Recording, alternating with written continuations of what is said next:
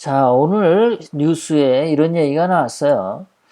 박근혜 대통령님이 형 집행 정지를 당해서 자택으로 돌아가시거나 또는 사면을 받아서 자택으로 돌아가시면 어쩌지 이러고 자유한국당 내 박근혜 대통령님에 대한 공포증이 사물사물 올라오고 있다는 겁니다.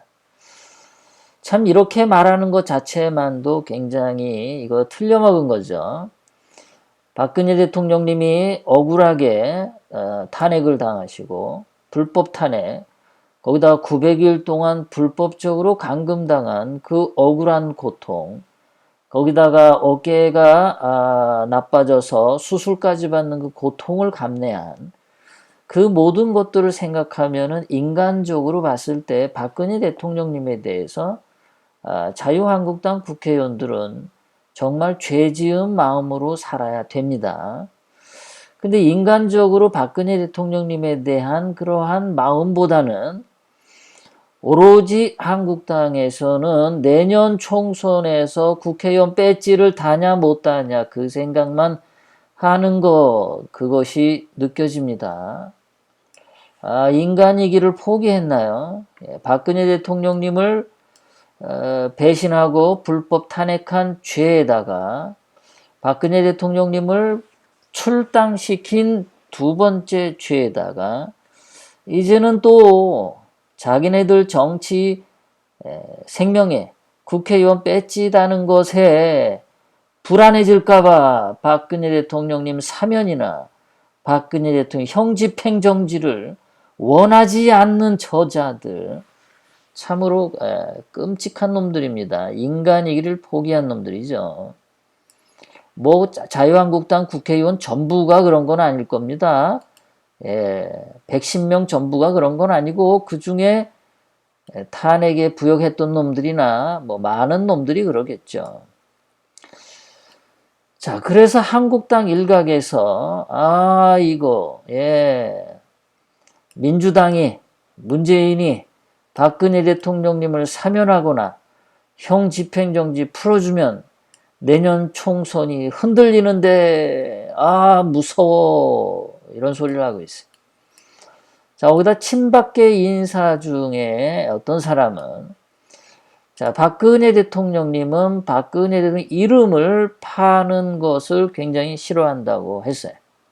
자, 우리 공화당이 조원진이 우리 공화당이라고 이름 지은 당명을 지어준 게 박근혜 대통령님이라고 말을 했는데 저는 이건 믿지 않습니다.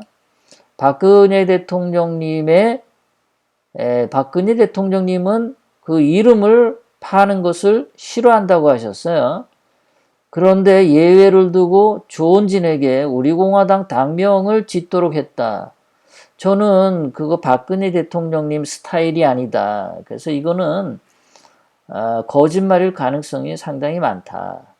그리고 박근혜 대통령님이 그렇게 섣부르게 우리 공화당에게 편들어주는 말을 하시지 않았을 거다. 왜냐하면 지금까지 박근혜 대통령님이 정치를 하신 이후로 그 누구의 손도 들어준 적이 없었습니다.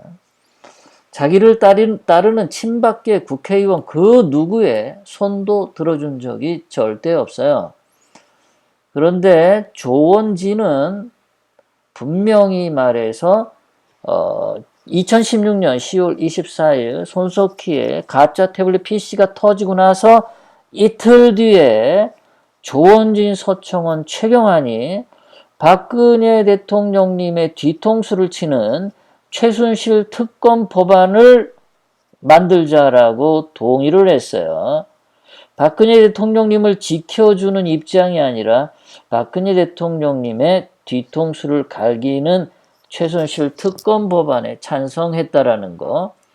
거기다가 일주일 뒤에는 박근혜 대통령님의 내각 임명권을 국회로 넘기라고 압력까지 했어요. 그래서 박근혜 대통령님이 탄핵까지 가시고 감옥까지 가시게 된 그 단초에는 서청원, 최경환, 조원진, 이정현, 이런 친박계 새누리당 최고위원들의 반역이 먼저 있었다. 요즘에 조국이 그렇게 많은 비리가 있고 그렇게 많은 범죄 혐의가 있음에도 불구하고 민주당에서 조국을 감싸는 거 보세요.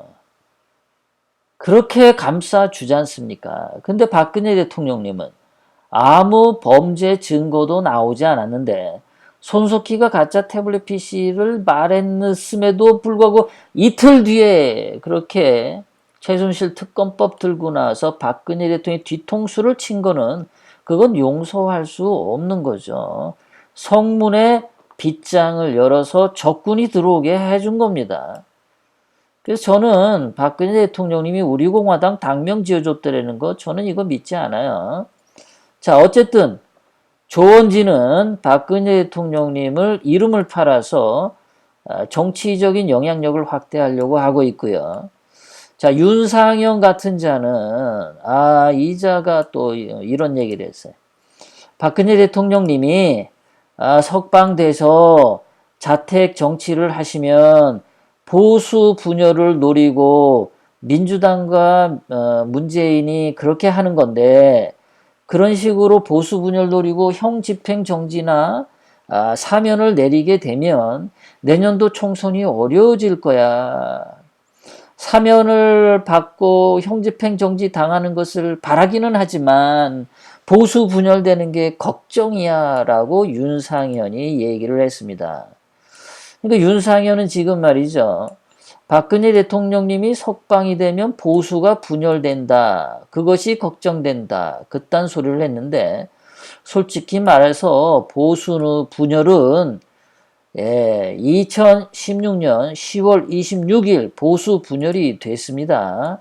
박근혜 대통령님을 뒤통수 갈기고 박근혜 대통령을 배신하고 최순실 특검 법안을 받아들이고 박근혜 대통령님에게 내각 임명권을 빼앗으려고 했던 당시 여당 새누리당 최고 친박계 지도부의 반란, 그때 보수 분열이 생겼고 당시 새누리당 탄핵파 찬성 의원들 62명이 그 반란에 가담한 거, 그거부터 보수 분열이 된 거예요. 그런데 윤상현이 말한 걸 보면 지금은 그럼 보수 단합이 돼 있단 말입니까? 보수 단합이 돼 있는데 박근혜 대통령님이 형 집행 정지로 자택에 돌아가셔서 자택 정치를 하면 보수 분열이 다시 생긴다라는 거예요. 지금 윤상현은 보수 분열의 책임을 그것을 박근혜 대통령님에 뒤집어 씌우고 있죠. 말하는 꼬라지가 아주 얍삽한 자입니다. 지금 박근혜 대통령님이 900일 동안 감옥에서 그렇게 고통스럽게 살아오셨는데 어깨 수술까지 받아서 그런 고통을 당하셨는데 임기도 다 못 채우고 임기 도둑 맞으셨는데 그러한 박근혜 대통령님에 대해서 윤상현이가 이따위로 말할 게 됩니까? 싸가지가 없는 거죠. 윤상현은 자기 국회의원 배지만 달면 되지 박근혜 대통령님에 대해서는 배려하는 게 하나도 없다.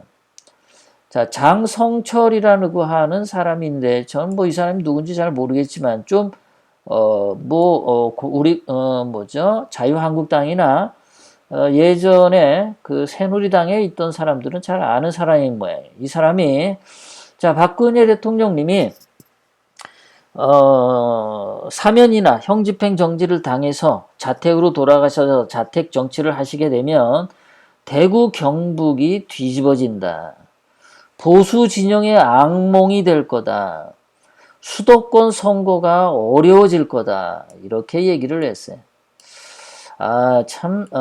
지금 이자들이 말이에요. 이건 아주 싹수가 노란 말들만 하고 있죠. 박근혜 대통령님이 자택 정치하면은 그것이 지금 한국당에게 더 도움이 될 수 있는 방법을 찾는 게 아니라 자유한국당이 가는 길하고 박근혜 대통령님이 가는 길은 정반대다. 박근혜 대통령님을 선택할래? 자유한국당을 선택할래? 이따위 멍청한 선택지를 갖고 놀고 있어요. 바보들이죠. 자, 전직 친박 의원이라고 하는 사람이 아주 똑똑한 얘기를 했는데요. 이 이름은 나오지 않았지만 이 사람이 이렇게 얘기를 하는 겁니다. 박근혜 대통령님은 두 가지를 중요하게 생각한다. 첫 번째는 보수 가치가 있냐 없냐를 중요하게 생각한다는 겁니다. 자유한국당이 보수의 가치가 있냐 없냐 이것을 박근혜 대통령은 중요하게 생각한다는 거예요. 그러니까 예를 들어서 박근혜 대통령님이 자유한국당으로부터 출당까지 당하고 상당히 배신도 많이 당했지만 과연 한국당이 보수 가치를 얼마만큼 지키려고 하냐 그것이 더 중요하다. 두 번째, 박근혜 대통령님은 자유한국당의 감정이 많이 상해 있으시다. 그래서 자유한국당을 손들어주는 게 쉽지는 않을 거다. 이렇게 얘기를 하시는데 이 지금 자유한국당의 윤상현을 비롯해서 자유한국당에 있는 자들이 걱정을 하는 것은 참으로 어리석은 이유가 뭐냐 하면 박근혜 대통령님이 자택으로 돌아가셨다고 해서 내년도 총선에 이런 말 저런 말 하실 분이 일단 아니시다라는 겁니다. 더군다나 조원진에게 이런 말 저런 말 할 분이 아니시다. 박근혜 대통령님은 지난 2016년부터 지금까지 태극기를 들고 서울 길거리에서 또는 전국 길거리에서 태극기를 들고 박근혜 대통령님을 석방을 외친 태극기 애국 시민들의 존재를 알고 계십니다. 하지만 박근혜 대통령님은 그분들에 대해서 태극기 애국 시민 전체에 대해서 감사함을 갖고 있는 건 사실일 겁니다.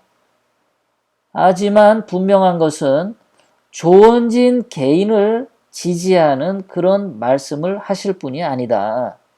뭐 누구 정치인 이름 하나를 콕 집어서 나는 이 사람을 후계자로 생각한다. 그런 말씀을 하실 분이 전혀 아니라는 거죠. 그래서 오늘 신문에 나왔듯이 박근혜 대통령님이 자유한국당의 내년도 총선에 영향을 주냐 안 주냐는 이거는 자유한국당이 지들이 지 앞길을 잘 가냐 안 가냐에 달려있는 거지 박근혜 대통령님 때문에 그렇다라고 뒤집어 씌우면 안 된다. 내년 총선이 성공을 하고 실패를 하는 거는 자유한국당 니들이 보수의 가치를 가지고 있는지를 국민들 앞에 보여주면 된다라는 겁니다. 자, 박근혜 대통령님이 자택으로 안 오시고 감옥에 계셨던 작년에 6.13 지방선거 때 홍준표는 왜 정치를 망쳤죠? 박근혜 대통령님이 자택으로 나와서 자택 정치를 하지 않았던 작년 6.13 지방선거, 2018년 6.13 지방선거에서 홍준표는 완전히 개박살을 났습니다. 작년도 선거에서 홍준표가 자유한국당이 6.13 지방선거에서 개피박을 본 이유는 홍준표가 보수 가치가 없었기 때문이죠. 문재인이 정치를 완전 개떡같이 하는데도 문재인을 견제하지 못했었습니다. 문재인이 좌파 경제정책하고 정치를 완전히 좌파 독재로 끌고 가도 작년에 자유한국당이 문재인을 제대로 저항하거나 투쟁하지 못했기 때문에 대부분의 국민들이 봤을 때 한국당 저거 더불어민주당 이중대 아냐? 홍준표 저거 문재인의 딸랑이 아냐? 라고 자유한국당과 홍준표를 인간이 아니다라고 취급을 했기 때문에 아예 표를 던지지 않은 분들이 많았어요. 그러니까 박근혜 대통령이 감옥에 있을 때도 제대로 못했던 놈들이 이제 와서 박근혜 대통령님이 자택으로 돌아가시면 그게 또 무섭냐고? 감옥에 있을 때도 못하던 놈들이 말이죠. 이 멍청한 놈들이 말하는 꼬라지가 보면은 그저 박근혜 대통령님을 못 살게 굴려고 이렇게 악독한 말을 지어내고 있다. 제가 그 말씀을 여러분들에게 드리고 싶어서 오늘의 신문 기사를 가져와 봤습니다.